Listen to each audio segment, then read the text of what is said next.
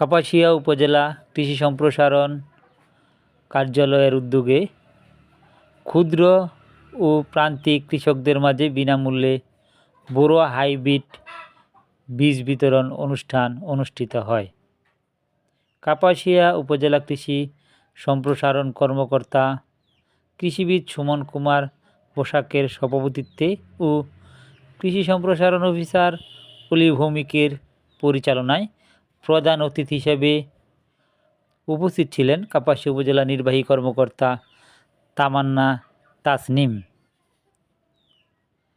আর উপস্থিত ছিলেন কাপাসিয়া উপজেলা প্রাণী সম্পদ কর্মকর্তা doctor AKM Atiqur Rahman, Kapasia press ক্লাবের সভাপতি FM কামাল হোসেন। কাপাসিয়া উপজেলার 11টি ইউনিয়নের 2000 কৃষকের মধ্যে 2 কেজি করে বোরো হাইব্রিড বীজ বিতরণ করা হয়। প্রধান অতিথির বক্তৃতায় উপজেলা নির্বাহী কর্মকর্তা তামান্না তাসনিম বলেন,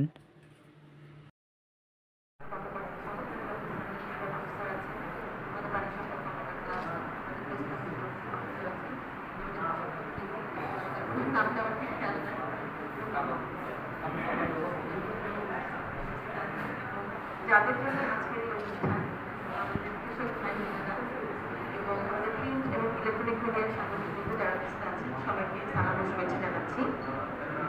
আমি প্রথমেই ধন্যবাদ জানাচ্ছি আমাদের কৃষক এবং কৃষানী যারা আছেন, দূর থেকে এসেছেন। আমাদের প্রেস ক্লাবের সভাপতি মহোদয় উনি বলেছেন যে 2 কেজি চারা বা বীজ, এটা অনেক বড় কোনো ব্যাপার না, খুব বড় কোনো ব্যাপার না, আমাদের সবারই সামর্থ্য হয়েছে এটা কেনার। কিন্তু এই যে সরকার থেকে যেটা প্রণোদনা দিচ্ছে, উন্নত মানের উন্নত জাতের যেটা ধানের বীজ বিতরণ হচ্ছে, এই আজকের যে অনুষ্ঠান, এই অনুষ্ঠানের মাধ্যমে এই জিনিসটা একটা প্রচারণা পাবে, তাই না?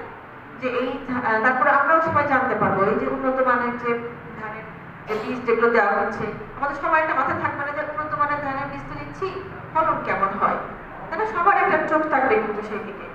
আর আসলে আমাদের প্রাণী সম্পদ অফিসার বলেছেন যে বাংলাদেশ কৃষিভিত্তিক দেশ। আমাদের প্রেস ক্লাবের সভাপতি মহোদয় বলেছেন যে আমরা হয়তো এখন অনেকেই অন্যান্য অনেক পেশায় আছি, কিন্তু প্রকৃতপক্ষে আমাদের রুটটা কিন্তু কৃষি। আমার বাবা হয়তো কৃষি কাজ করে নাই, আমার দাদা হয়তো কৃষি কাজ করে নাই, কিন্তু তার বাবা কৃষি কাজ করছে, তাই না? সুতরাং কৃষি থেকে কিন্তু মুখ ফেরায় নেওয়ার বা এটাকে ছোট করার কোনো সুযোগ নেই। আমি কথাটা শুধু বলার জন্য বলতেছি না, আমি এটা নিজে পার্সোনালি বিশ্বাস করি। কারণ আজকে যদি আমাদের কৃষক যারা আছেন তারা যদি ধান ফলানো বন্ধ করে দেন, আমাদের কালকে থেকে আর ভাত কিনতে হবে, তাই না?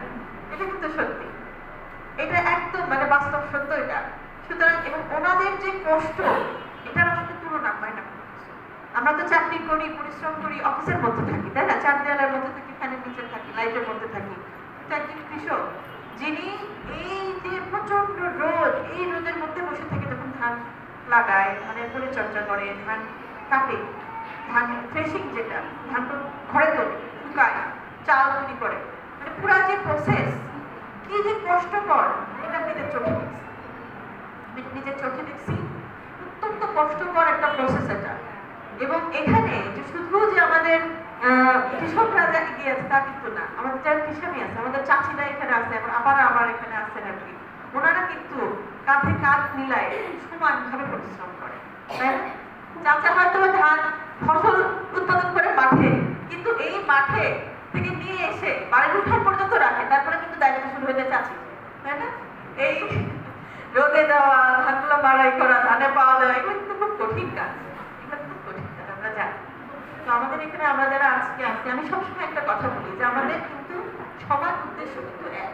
আমরা হয়তো বিভিন্ন পেশায় আছি, কিন্তু আমাদের সবার সকলের উদ্দেশ্য কিন্তু এক। আমাদের উদ্দেশ্য হচ্ছে দেশটা আগায় যাওয়া, তাই না? যে যে কাজ করতেছি, যতটুকু আছে, আমি যে শিক্ষক, আমার একটু কাজ হচ্ছে আমার বাচ্চাটাকে, আমার ছাত্রটাকে ঠিক করে পড়ানো, এটাই কিন্তু আমার অনেক বড় কাজ হয়ে যাবে। আমি ইউনো আছি, আমার কাজ হচ্ছে আমার অফিসের কাজগুলো বা আমার কাছে যেগুলো অভিযোগ আসে সেগুলো ন্যায় বিচার করা এবং সমাধান করার চেষ্টা করা, এটাই কিন্তু আমার কাজ। আমার যারা সাংবাদিক আছেন তাদের কাজ হচ্ছে যে অসঙ্গতি যেগুলো আছে সেগুলো উঠায় ধরা, তুলে ধরা। 10টা মানুষ জানলো, 10টা মানুষ জানলেই কিন্তু সেই জিনিসটার প্রতিকার হয় না? অবশ্যই হয়।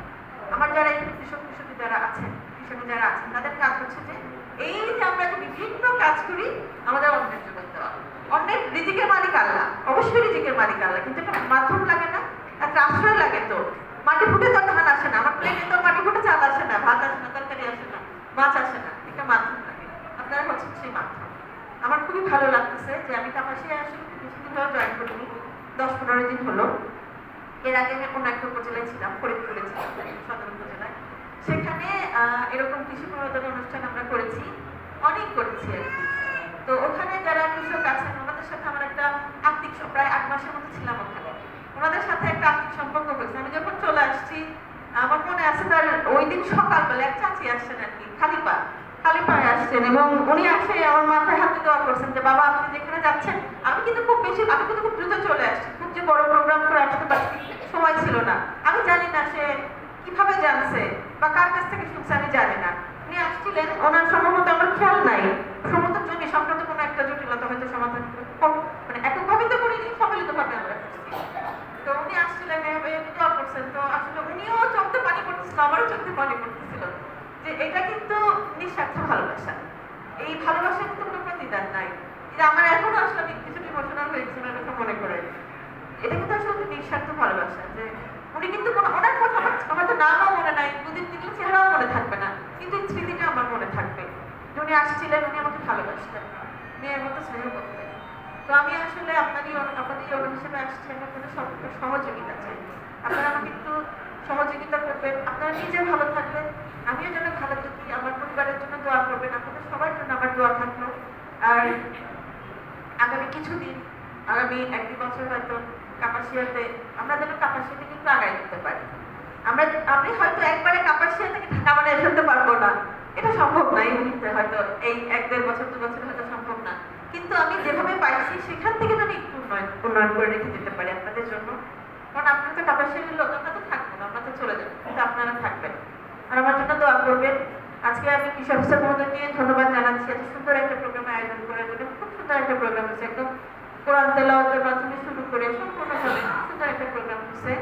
আমি আসলে দুঃখ প্রকাশ করছি যে আমাদের দূর থেকে আসা কৃষক কিছু আপনারা হয়তো বসার জায়গা পান নাই, এটা আসলে আমার একটু কষ্ট লাগতেছে। আসলে আমরা সংখ্যায় অনেক বেশি, তো রুমটা একটু ছোট আর কি। তো আমার মনে হয় আমার বক্তব্য খুব দীর্ঘায়িত না করে আমি আজকে শেষ করছি। আমি এভাবে কামনা করছি আপনারা সবাই ভালো থাকবেন। আসসালামু আলাইকুম।